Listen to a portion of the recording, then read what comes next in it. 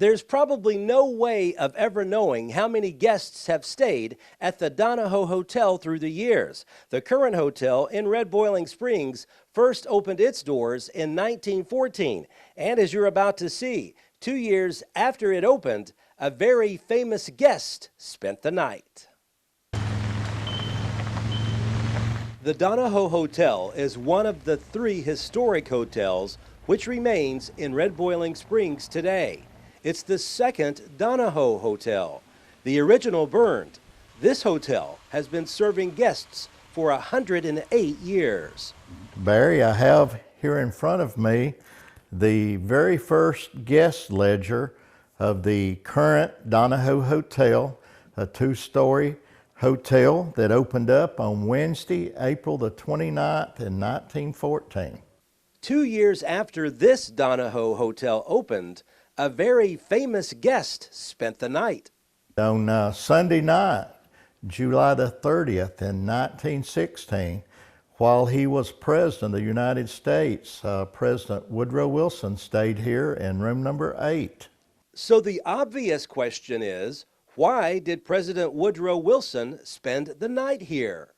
His father was a Presbyterian minister in Clarksville, Tennessee, and he had passed away a few years prior to that, and Clarksville, Tennessee was honoring his deceased father, and President Wilson made the trip, and while he was on his way to Clarksville or going back to Washington, D.C., he stayed here at the Donoho Hotel that Sunday night. The only ones that I'm aware of that was in his party was his security detail. And by some of the old-timers here in the area, the Austin family out of, I believe, Smith County was part of the security detail here at the hotel that evening.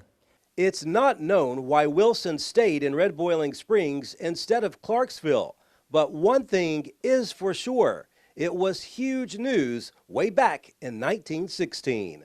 Several of the old-timers that have deceased now that were in the area a few years ago told me it was a real big deal when the President of the United States spent the night here.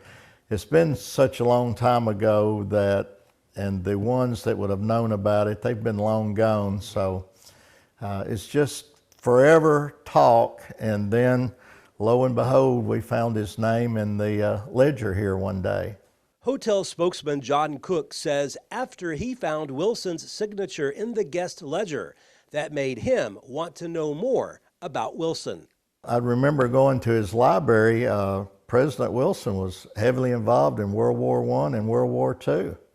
It's pretty neat at his presidential library in Virginia to learn all about that and go, wow, he stayed in Red Boiling Springs at the Donoho Hotel. So it was very amazing to review his war times. Wilson served as the 28th United States President from 1913 until 1921, and a trip through Macon County during his 3rd year of presidency will forever be remembered at this old hotel by its owners and staff. Reporting from Red Boiling Springs, Barry Hyatt, NCTV.